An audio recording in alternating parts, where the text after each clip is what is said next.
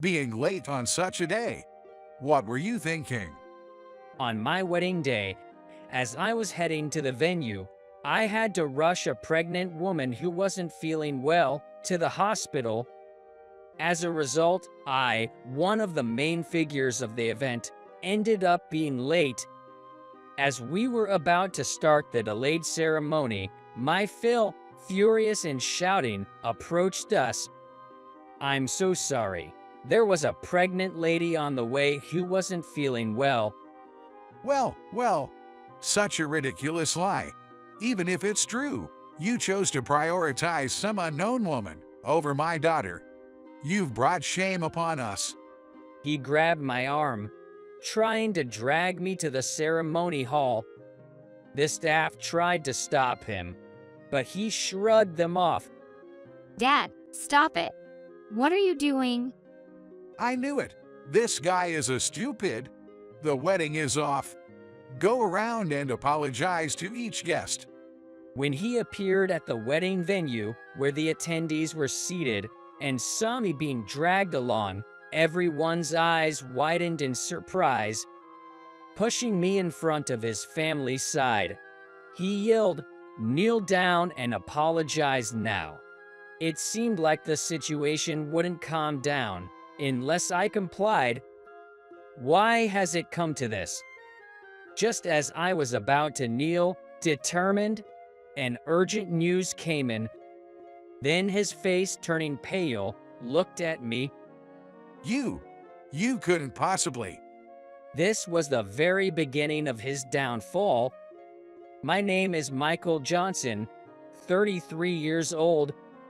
I'm a regular employee for a publishing house that mainly focuses on travel articles.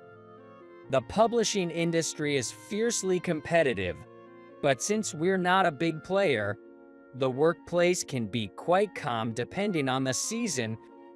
As for me, I'm just an ordinary guy, neither particularly skilled at my job nor exceptionally talented.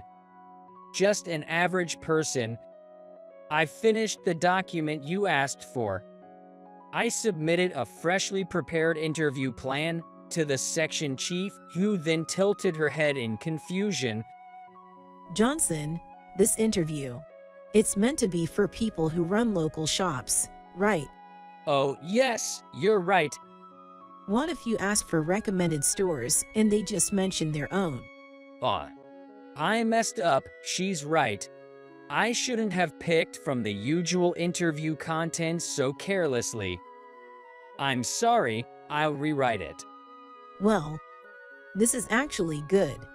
If you ask for one more shop besides their own, you might find some secret spots. Then she, holding back laughter, accepted my suggestion. It worked out in the end, but I need to be more careful. Seems like my colleagues overheard our conversation during break time. I unintentionally heard. I laughed at that recommended stores interview by Johnson. Me too. He always seems to miss something, doesn't he? I know, right? He's kind of spacey. He's like a little brother, makes you want to look out for him. Apparently, it wasn't meant as criticism. Just as I was feeling relieved, I was called by our manager, Parker. Did I do something wrong? I wondered apprehensively as I went to see him. When Parker saw me, he smiled and beckoned me over. Johnson, I hear you helped expedite the document submission to our client. The team lead had some high praise for you. Oh, it's nothing really. I talked to your team. They told me how you managed everyone's work schedules and checked all the documents, even while handling your own work. It was just a bit of spare time I had. Nothing major. But you know how much we value those little tasks, right? Oh, and I heard you updated the magazine's website too. Don't think nobody noticed. Everyone is aware of your hard work. Oh, thank you very much. Receiving so much praise, I felt it would be rude to be too modest. I gratefully received his words of encouragement. I had intended to help reduce the workload of my kind colleagues without being too pushy. But indeed, it feels good to know that people are noticing. By the way, would you mind if I introduce you at tomorrow's barbecue? You're good with people, and I'm sure they'll like you too. Tomorrow, we have a barbecue planned with several publishing houses. It's a chance for building connections, exchanging information, and of course, I'm looking forward to some delicious meat. Arriving at the venue the next day, I was amazed. The scale was massive. It could easily have been called a party, organized by a major publishing house. It was incredibly lavish. The drinks offered a wide variety, enough to fill you up on their own. Joining my colleagues, we enjoyed the meal while being introduced to journalists, editors, and people from printing companies from other company. It was a good thing I brought a bunch of business cards just in case. Taking a break from building connections, everyone mingled and enjoyed their meals. That's when a certain woman caught my attention. A woman with a ponytail gathering used paper plates and taking them to the trash. Next, she seemed interested in the drink service area, wetting a cloth and wiping down tables nearby. She occasionally chatted and ate, so she didn't seem like part of the event staff. Excuse me. Seeing her moving around alone caught my attention, and I couldn't help but approach and speak to her. Yes. I'm Johnson from Cherry Blossom Travel Publishing. Then she took out a business card from her pocket and handed it to me. Seeing this, I hurriedly pulled out my business card. Thank you for introducing yourself. I'm Lana Wyndham from Asna Beauty Publishing. Her delicate peach-colored business card read, Editorial Department, Lana Wyndham. Asna Beauty Publishing is known for handling women's fashion and makeup magazines, primarily. Getting a business card from a sector I had little interaction with before made me somewhat nervous. No, that's not it. I did not approach her just to exchange business cards. You're from Asna Beauty Publishing, right? That means you're not one of the organizers, are you? I was just curious because you were cleaning up all by yourself. Oh, I'm sorry for making you worry. I just can't stand to see things messy and end up tidying up without thinking. She might be a neat freak or just well-raised. Even so, keeping up with the increasing mess in such a large venue must be tough. Still, it's impressive. It shows your consideration. You'd probably like to chat with others or take a break, right? I really respect people who can be considerate like this when no one else is looking. It's kind of you to say that, but I'm just doing it because I like to. I get that. I'm the type you can help but notice these things too. I've just had my fill and was thinking of getting a bit of movement. So, how about I help you out? Well, if you say so. We talked about our respective companies' specialty magazines, occasionally picking at meat and vegetables while cleaning up the venue. I had no expertise in women's specialty magazines, so her insights were very interesting. In turn, her father works in a travel agency, listened me intently. When the event wrapped up, we were invited to an after-party. Wyndham and I, still having much to talk about, decided to join the after-party together. It was at a pub, so the waitstaff cleared the dishes after we finished eating. Freed from cleaning duties, we laughed about it together. On the next workday, Our little duo had become well known around the office. It seems my colleagues had spotted me talking amiably with a beautiful woman from another company. Was she an acquaintance of Johnson, or did he approach her at the venue? The office was abuzz with rumors and speculation, and as soon as I arrived at work, I was bombarded with questions from the curious female employees. It's not like that. I just wanted to talk. You mean you fell in love at first sight? Not like that. She was just tidying up the venue out of kindness, and I couldn't help but offer to assist. I see. That's so typical of you. Helping out without even realizing it's like flirting. So, what's the deal with her now? What do you mean by deal? After the after party, she and I, having hit it off, exchanged personal contact information. She sent me a message, "Thank you for today," and I just replied, "Me too, you're welcome." That's it. I can't believe it. She reached out to you? You should keep the conversation going. But it was just a professional interaction. Really? Are you okay with that? What else can I do? So, you're saying this is it with her? Exactly. Unless you do something about it. It was a work connection, so maybe that's all it should be. But maybe I want to keep in touch with her. On my way home from work, I sent a message to her personal contact. I asked, "Can we talk again sometime?" Half a month later, she and I started going out for meals frequently. We shared updates about our lives and discovered we both enjoyed watching movies. Realizing we hadn't seen a particular movie everyone was talking about, I boldly suggested, "How about we watch it together on our next day off?"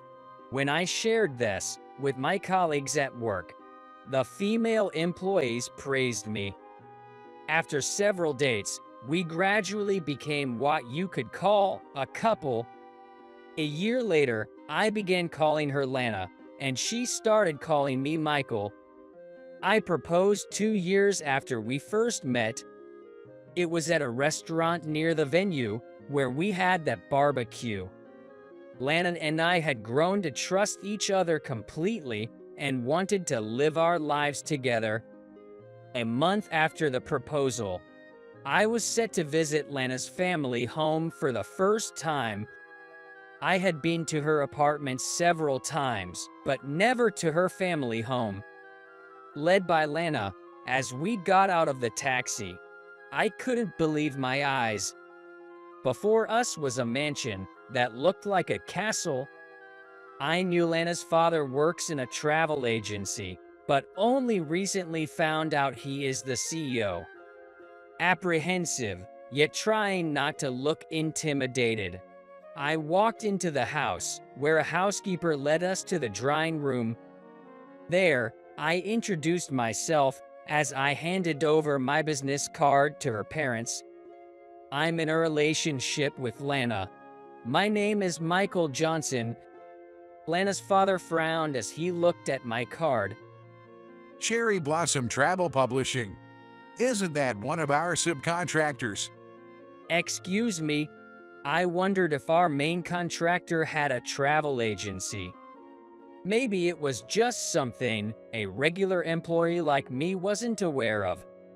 I received Lana's father's business card, puzzled. Emerald Travel Agency. That's right. We've given you quite a bit of business, haven't we? We do have relationships with various travel agencies where we create plans based on their suggestions, feature them in our magazines, and promote the agencies within those pages. It's more of a cooperative company, a business partner relationship. It's different from being a subcontractor. I never imagined Lana's partner would be an employee of a subcontractor company. He seemed to be under the misconception that we were subcontractors. As the CEO, He might not be aware of the specific contracts with each company. I wanted to clear up the misunderstanding, but I thought it was not the right time to talk about work. So I just gave a wry smile. He then said to me, I can't possibly approve of a marriage with an employee of a subcontractor. "How can this be?" Dad, what are you saying? It's my choice who I marry, right? Michael is a good person. Deciding based on the company is just. No, it's not acceptable. Besides, his company is a useless company that doesn't even affect our performance. The reputation of the Wyndham family and Emerald Travel Agency is at stake. That's not true. Last year, our travel magazine achieved the highest sales nationwide, and we have been favored by other travel agencies as well. I could tolerate any personal criticism, but I couldn't stay silent when our company was belittled. Everyone is kind and dedicated at work. When we achieved the top sales, we all congratulated each other and celebrated. It felt like a denial of everyone's efforts, and I couldn't help but speak up. Lana's father's expression soured even more at my rebuttal. So what? You shouldn't be talking big as a subcontractor. Basically, our companies are business partners, not just. Still talking back, are you? He stood up, ignoring his wife's attempts to calm him, and yelled, Get out now. Your presence is unpleasant. Realizing a sensible conversation was no longer possible, I decided to leave. That night, Lana apologized to me. My dad has always been prideful. Ever since I was young, he's been telling me to marry someone of high status. I couldn't understand it, and I thought he would eventually calm down if I left him alone. But I never expected him to be so harsh. I'm really sorry. It's not your fault, Lana. It was supposed to be a marriage announcement, but I also said unnecessary things. Anyone would be hurt if something important to them was spoken about like that. You did nothing wrong. Michael, I'll try to persuade my father. Just give me some time. Yay, thank you. Separate from the temporary hold on our wedding plans, a new problem emerged. Documents from Emerald Travel Agency weren't arriving. Despite reminders, their responses were non-committal, and they even started negotiating for a price increase. Even though their own inefficiencies were causing delays, they insisted that any late fees be our responsibility, leaving our accounting department scrambling to respond. Their sudden unreasonable behavior was surely because of me. I explained the situation to Parker. At first, he said, "That can't be. One person's displeasure can cause such an issue." But gradually, we received instructions to keep me out of the loop of the dealings, and I began to feel responsible. If Lana's father was spreading bad rumors about our company to other travel agencies and business partners, I was fearful of how far this harassment could spread. I couldn't let this company be put in jeopardy because of me. I decided to talk to Parker about it. I wondered if it would be better for the company if I were gone. To my surprise, he got unusually angry. How can you say such thing? This is all that childish CEO's fault, not you.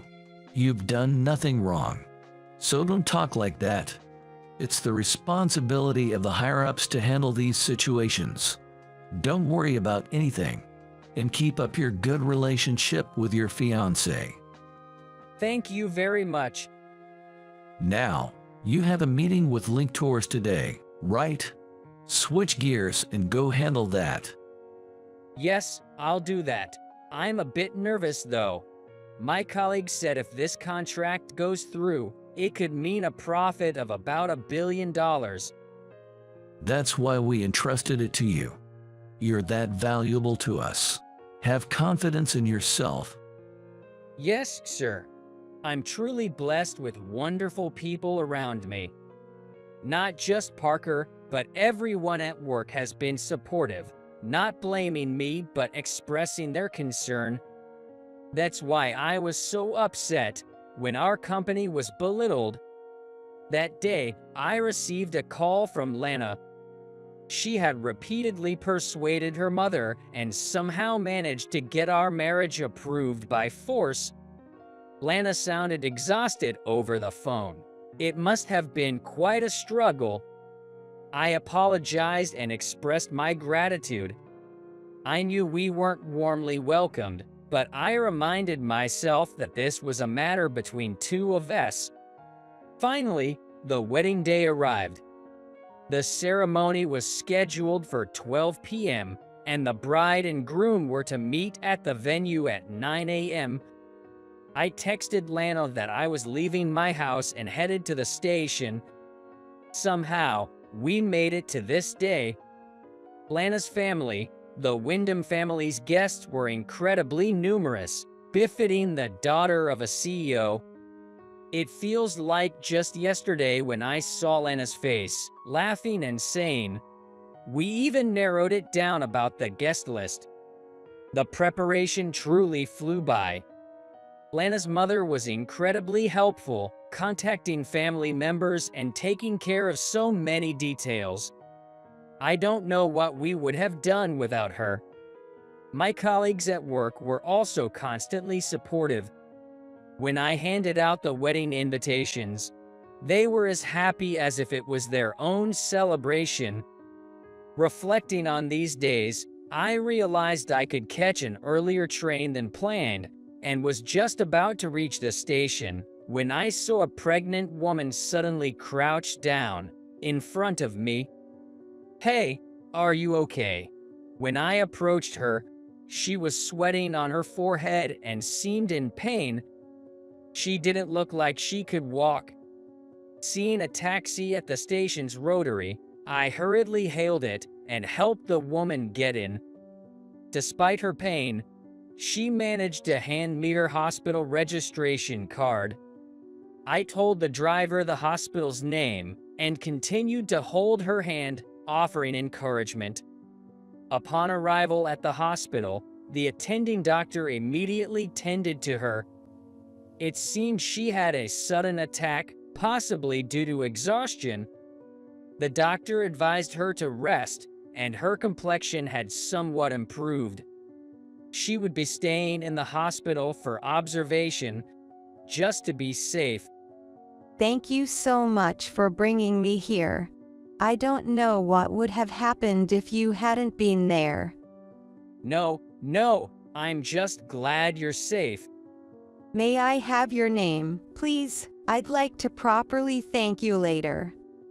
I thought it wasn't a big deal, but I couldn't dismiss her request, so I handed her my business card and left the hospital. By that time, it was past 12:30 p.m.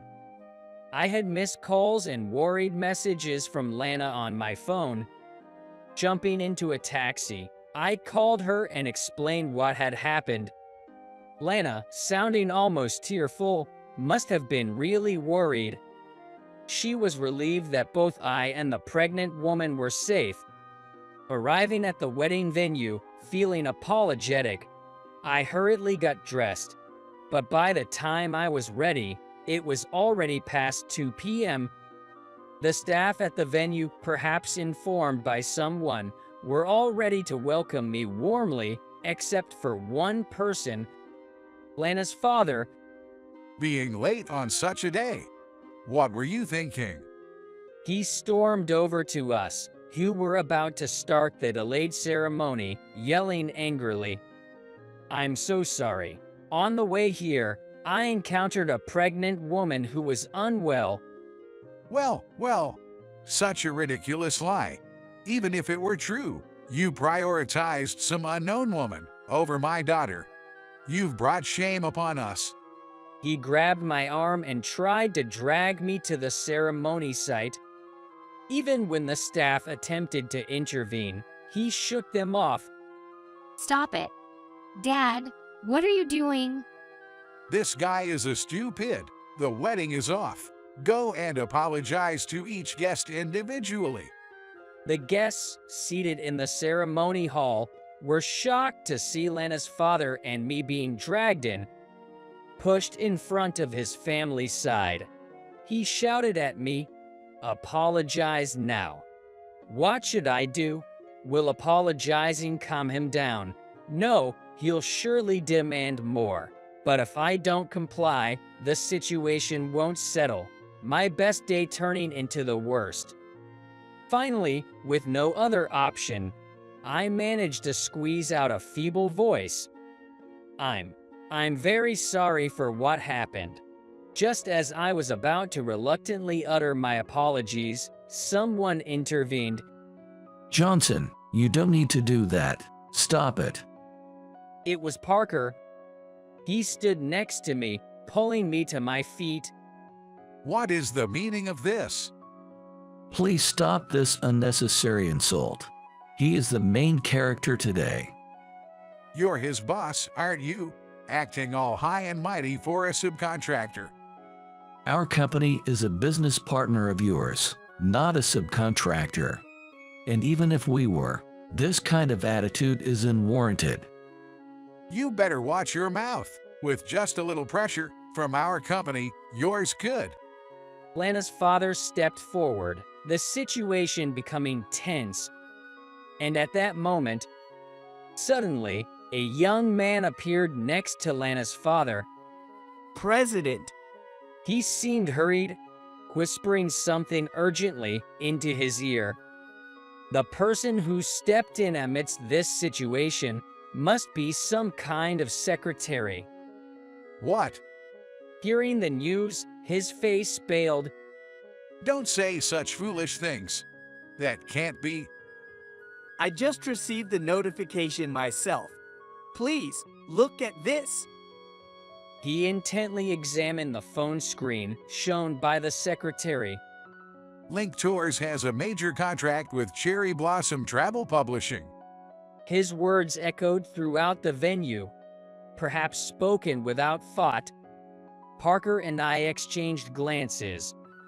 Link Tours is now the leading travel company in the industry, offering a diverse range of plans both domestically and internationally.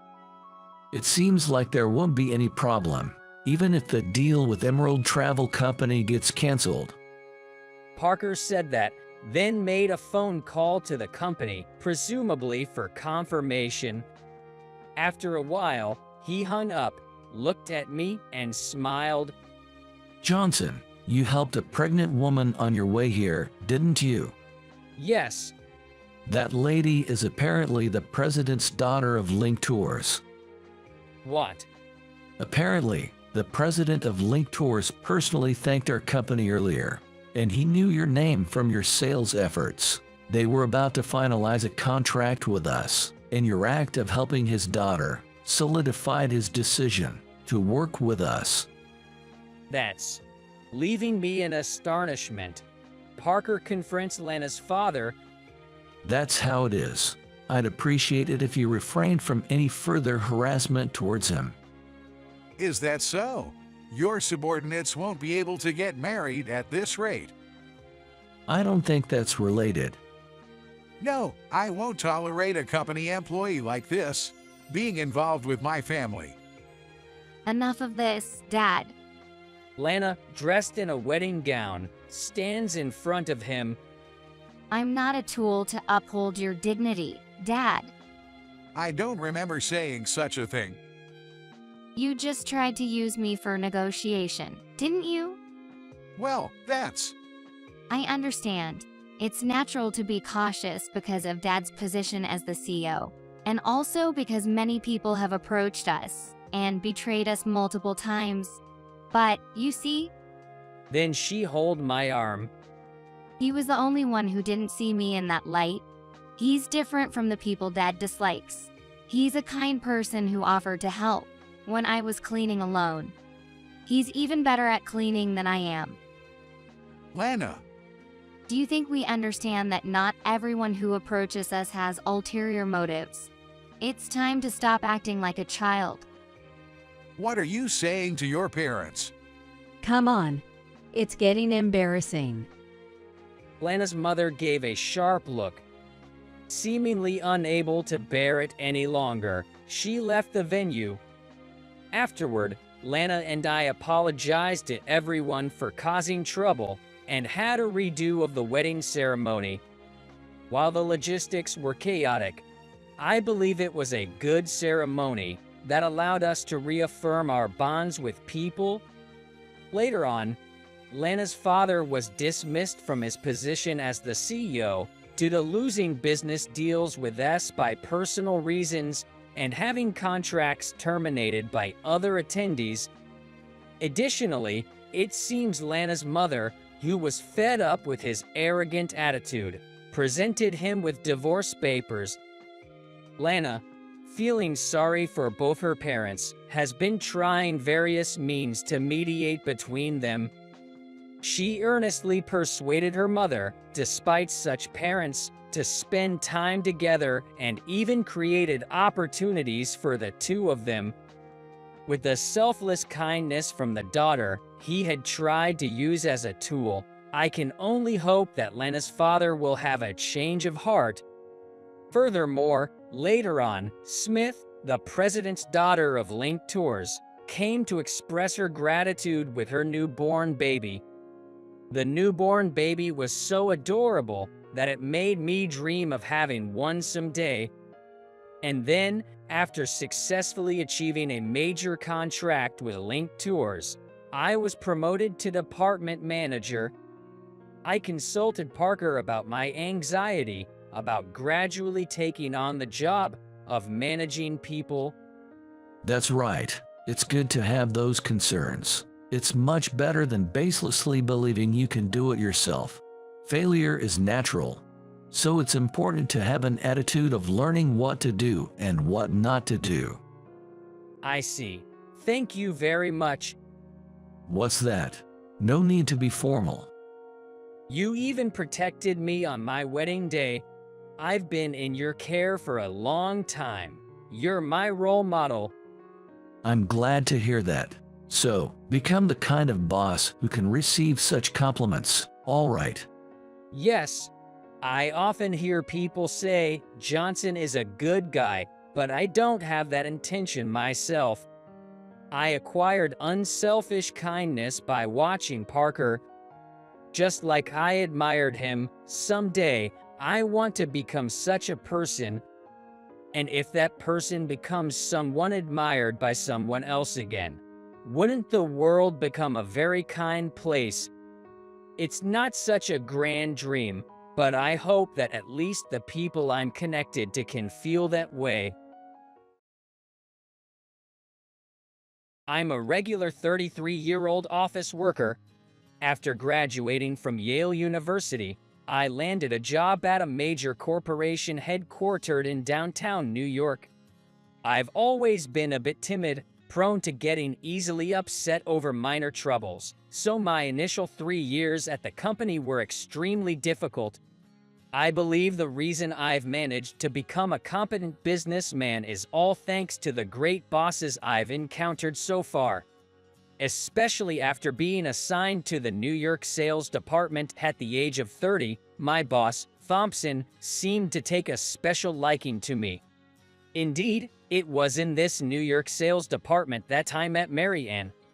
Mary Ann, who worked in sales administration, and I got along well as we handled the same clients, and we got married when I was 30 and she was 32. Our marriage was smooth, and we were a happy couple. If anything, I was somewhat under her thumb, but I didn't mind and enjoyed everyday life. The only problem was that we were unable to have children. Having children was a dream of mine, and I had always expressed this to Mary